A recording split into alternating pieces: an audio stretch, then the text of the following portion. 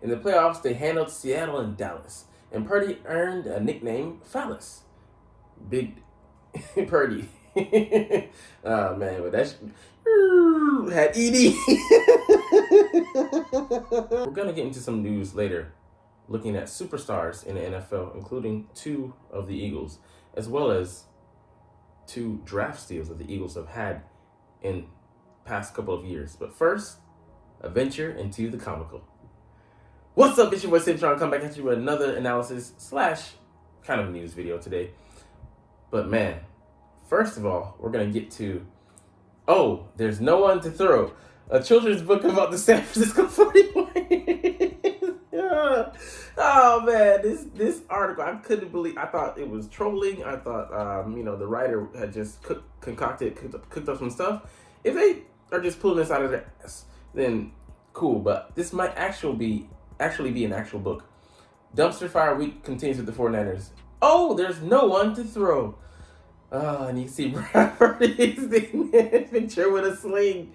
Oh man, I mean, shout out to him. Hope he heals up, just so the 40 Whiners won't have any excuses. But man, this is hilarious. In the 80s and 90s, the Niners were hot with Young and Lieutenant, Rice and Lott. Those days are long gone. It's been quite a while that folks from the Bay have had a reason to smile. Bombing in those Super Bowls, you got blown out, and wasn't your booty hole. They've had a few chances to climb back on top, but 3 tries to Crabtree led to the sun. Garoppolo could have ended his slander, but he misfired badly to a wide open Sanders. Emmanuel Sanders. Oh! They opened last season with a young kid named Lance, who they hoped would get them back to the dance. In Chicago week 1, the team laid an egg. Week 2, it got worse when Lance broke his leg. This is hilarious, man. They turned back to Jimmy, but that wouldn't last. His foot was supersized in the cast. Why can't our guys be a little more sturdy? We have nothing left but this rookie named Purdy. And that didn't end too Purdy. Oh man, look at them here. This is Microsoft Paint at its finest, gentlemen. And ladies, if you're in here, but I doubt it. With their third QB, the season looked bleak, but the Niners went on a surprise winning streak. In the playoffs, they handled Seattle and Dallas, and Purdy earned a nickname, Phallus.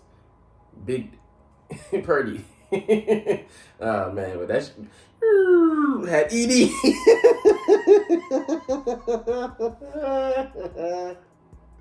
Oh no! With all their bad luck, a ring would seem silly, but they thought they could beat the Eagles from Philly. They had swagger and moxie, and yes, they were cocky. They even styled t-shirts on the statue of Rocky. Yeah, wasn't smart. Because soon you went up to Philly and you shart. On the Niners' first drive, they would call for the medic after Brock's arm was hit by the great Hassan Reddick. Block number 7 with number 3 tight end. Great job, Shanahan. You really overplayed your hand. It showed that you weren't the man. You're a 49er. Lo and behold, because all you've shown us is in fool's gold. Reddick got free around the right end. Don't block the best player with a backup tight end. A backup tight end. Off on the sidelines, Brock went through some tests, but it became clear that he needed to rest. That is cruel.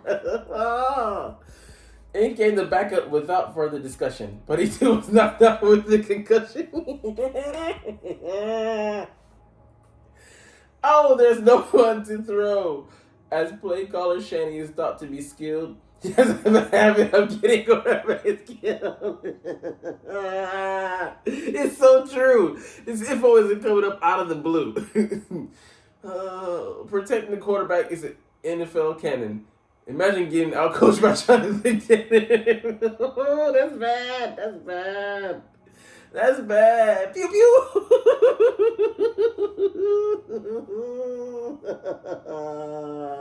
Pew pew. That's bad. Oh man. Oh, I'm dying. The rest of the game was filled with melee. Damn, I'm getting hiccups. As the Niners ran ugly, ill-fated trick plays, they couldn't do shit. You know, they threw it deep, hoping it would hit. but they soon found out they couldn't do McCaffrey threw a pass so badly astounding that the officials felt bad and didn't call grounding.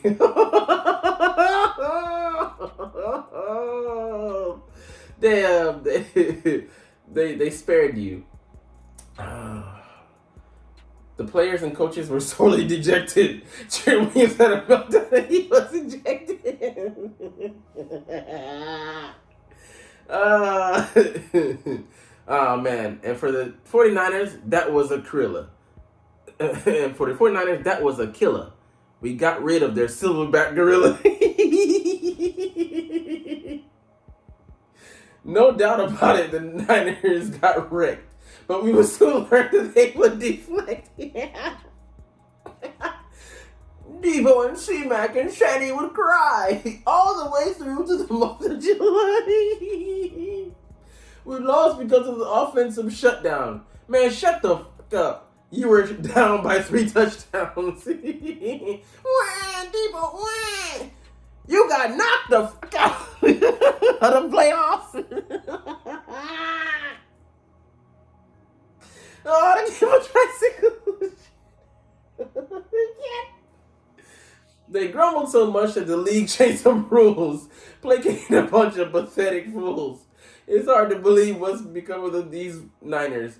You simply got beat, you loser ass 40 Whiners. Yo, if you pin that, Jimmy, I give you 1,000 cool points. I take back most of what I said, but even though I won't, I'll be back on your ass again. Had me dying for nearly 7 minutes straight, man. Is that longer than it took the sub to go down? Okay, I'm gonna get off bleak topics. Because they will never be mistaken for Team Rocket. In fact, they're going the reverse direction. They need to have some fucking introspection. All right, man. I'm done with rhymes. But anyways, I just had to do that. That's how we start the video.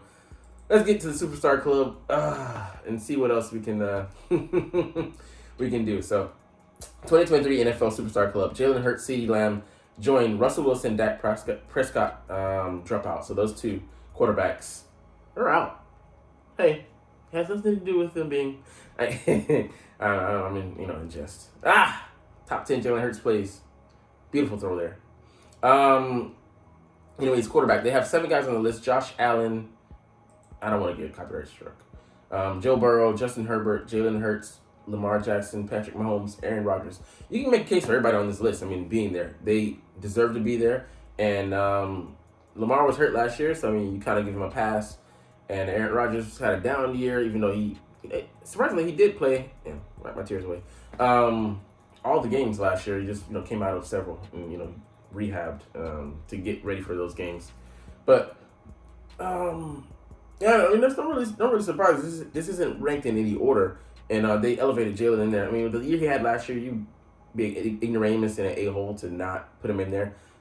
Dropping Russell Wilson and Dak out of the conversation. Yeah, they had, one was injured. I mean, both were injured to certain extents, but Russell, we kind of see him have a crash course back to earth after being, phenomenal. Very solid, very pretty good for at the very least you could say for the majority of his career. And Aaron Rodgers, like I said, he had some extenuating circumstances with injuries and the roster around him, the talent, but he has no excuses this year, even though he's hitting the ground running. He probably can maybe imitate Favre and have a similar impact to what he had on the Minnesota Vikings when he got traded there. But I mean, it's yet to be seen, and we'll see how Favre's protege adjusts to a new unit and a new circumstances, new situation, new city. But yeah, we welcome Jalen with open arms, man. Hurts took a massive leap in the third season, becoming a consistent dominator for a loaded Eagles squad. Yeah, they were loaded, but yeah, the key part here is consistent. He showed up each and every week, every time he played, and even though he might have had some kind of poor games, the Colts game wasn't poor, but we did struggle. A week after getting defeated, losing our win streak. And we were undefeated before, and we lost. But he came back and bounce back. And then even in the Chicago game, he made enough plays. Even when he's shut down, or struggling, he can still be the guy to deliver you the dub. So he's a factor. He's a fire starter. I'm looking at a force multiplier, as Rex Ryan would say. We don't know if he'll match the dizzying heights he reached as a rusher of the football in 2022, when he became just the second quarterback all time to log 165 plus carries in a season, logging 4.6 yards per carry and 13 touchdowns on the ground, second most by QB in NFL history season. Any NFL season beyond, I believe, Cam Newton.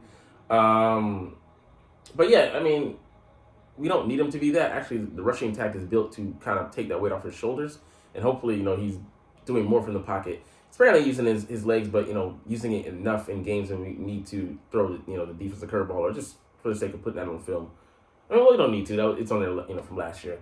But yeah, just having being versatile, being multiple, in more ways than a traditional offense typically is, similar to last year. But he could get even better as a passer, playing behind an elite offensive line with playmakers all around him. This was an easy decision. Yeah.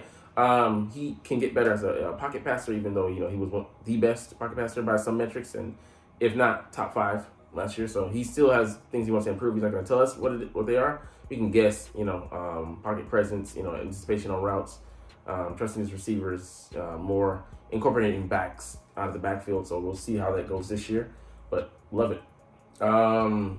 Russell Wilson, yeah, like I said, those two deserve, from their play.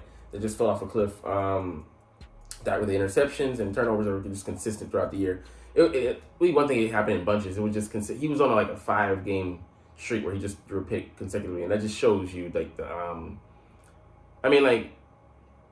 we've seen what he's been at his best when he had like 2 stellar receivers, but he's kind of, the O-line is undergoing turmoil. They're only gonna have one superstar back to depend on, and don't want to overuse him.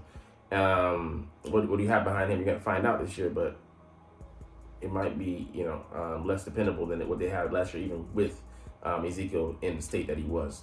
And the O-line, like I said, is getting older. The receivers, we'll see how they gel and match. But Dalton Schultz being out of there, he was a good option for them past couple of seasons, and can they adjust with just adequate tight ends or until they get up and running? But yeah, be interesting. The other position we'll look at is receiver. I think all these names are deserving. I think we have 10 on the list: Devontae Adams, A.J. Brown, Jamar Chase, Stephon Diggs, Tyreek Hill, Justin Jefferson, Cooper Kupp, CeeDee Lamb, DK Metcalf, and Deebo Samuels. So CeeDee Lamb has joined the group. I mean, I think he deserved it, and he deserves to drop out just because, even though he had a PED suspension, he's responsible for putting in what he puts in his body. But I think even when he came back, he didn't look the same D-Hop, but, age is maybe finally catching up to him. He's never had the best physical tool as far as physical athleticism, being a deep threat and such, like being a quick twitch guy. He's always been like the finer details of his game. But those will start to wane for receivers that don't have the outstanding physical skills. But the jumping ability will still be there. The route running, those things that he has to work on and train hard for. Yeah. But yeah, these are the only 2 players that we had on the list, in the superstar club. But yeah, man, I look forward to seeing AJ evolve even more. Him coming back just as strong, if not stronger, and I want to really see how his route running develops and how the finer details, how he'll be able to fine tune those even more. All right, the last bit of news we'll get to here is the Eagles and their draft steals over the past decade. So Philadelphia got 2 of the 18 biggest draft steals in the past decade. Let's just read this out. So they ranked 50 from the past decade on ESPN Plus. Thank you for the free access because I ain't paying for that shit. But Jalen Hurts, QB, despite success at both Alabama and Oklahoma, Hurts' pro outlook was questioned in 2020. Yeah, I questioned the decision to draft a guy when it was made, but what did I know? Jack. Specifically, his ball location and ability to take the next step as a passer. He was originally drafted to back up Carson Wentz, who had signed a lucrative 4-year extension for $128 million only a year earlier, but quickly became the QB of the future for the Eagles. So yeah, he started the last 4 games for us, and we just decided to roll with him in 2021, and it was a decent season. We went 9-8, made the playoffs, got blown up by the Bucs, But you didn't know what you were gonna get with Jalen Hurts. But behind the scenes, they saw him putting in the work. They saw him in the film room and saw obviously something promising. Didn't bring in quarterback competition, even though Russell Wilson vetoed the trade. I'm glad he did to the Eagles. So we got to see what we really had in him in 2022, and yeah, the story. So glad we did, man. Hurts' development reached unforeseen levels in Philly, and he led the Eagles to the Super Bowl in a breakout third season. So yeah, I mean, nobody could have predicted that. I didn't.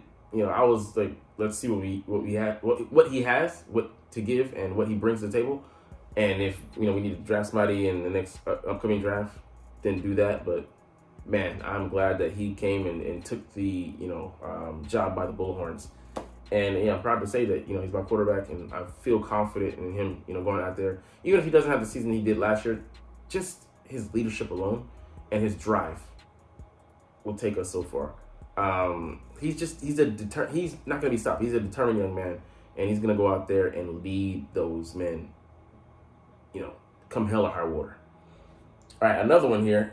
Jordan Mailata, tackle at 18. One of the most unique development stories in NFL history. Mailata was strictly a rugby player in New Zealand before the Eagles took him in the 7th round of the 2018 draft. So, I mean, the 7th round draft pick is basically a throwaway.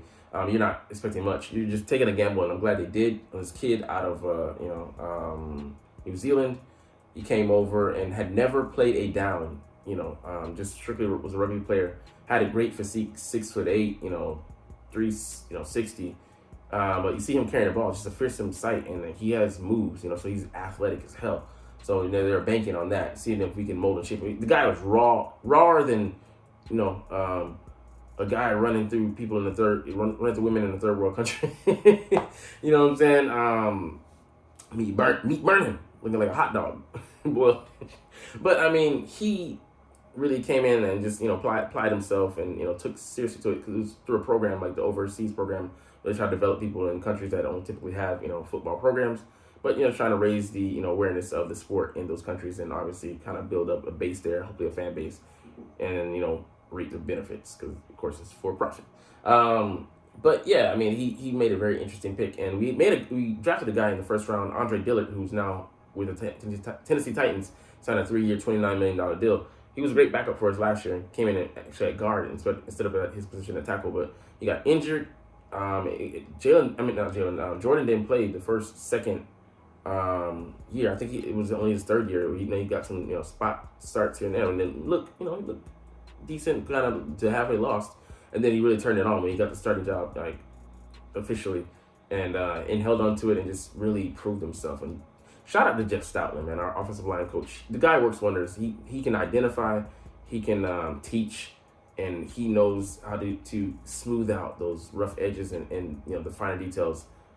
Teaching that to these guys and getting them just transforming these guys. They come in, they go to Stoutland U, as we call it, and they get educated. But yeah, let's continue on. Many wonder how he would adjust to playing football, and many teams had him graded as a priority free agent. So glad we drafted him. Mailata then dealt with major injuries during his first 2 seasons, and it wasn't until the 2020 season that he began to show that he could potentially be Philly's left tackle of the future. So yeah, he outshined him. He went on, like you're saying here, get paid instead of Dillard. We had a decision to make, and we could have actually kept Dillard for that amount of money. The backup, the future, just have depth, but we decided to go the route we did. And yeah, we need to still work on the depth a little bit, but I'm glad Mailata worked out. I'm glad we had the patience with him, because a lot of teams, developmental staff, they just don't wait around for guys. And if we didn't work from that's 2 years, he didn't really show anything. Maybe he got better in the film room, but working, you're building a guy from the ground up. You have to give him a lot of leeway, room to make mistakes, to grow, to learn, to entrench yourself, because it's completely foreign to him. So he's in a foreign land, learning about foreign things. And now he's driving a foreign, or he has enough money to. The franchise signed him to a 4-year, $64 million extension, and 6'8", 365. So I wasn't too far off. Pound player has proven to be worth every penny. I mean, that's a steal, now. But yeah, these just show Howie Roseman. He thinks outside the box. He wanted to have the Jalen Hurts pick, thinking about having a QB factory. So just want to develop guys and have them be some kind of asset to us, either in the trade value or just, you know, as a backup in the meantime. So a dual role. But yeah, just to be an asset to the to the franchise in multiple ways. And Mailata just taking a chance on a guy. Wish you would have taken a chance on DK Metcalf as well as Justin Jefferson. But that's all to say Japanese. It's all like whatever now. So I mean, we'll stop the video here. But man, these are two picks that I'm proud of that we made. But anyways, you're not even watching though, but I hope you enjoyed the beginning of this motherfucking video, man. It was hilarious. Anyways, we're gonna get up out of here. But as always, it's Fly Eagles Fly. Shut up, 40 Whiners, and let's motherfucking go. Like, comment, share, subscribe. Thanks for watching. Check me out at Cintron Anime, Cintron Life, or Cintron Laughs, or other social media.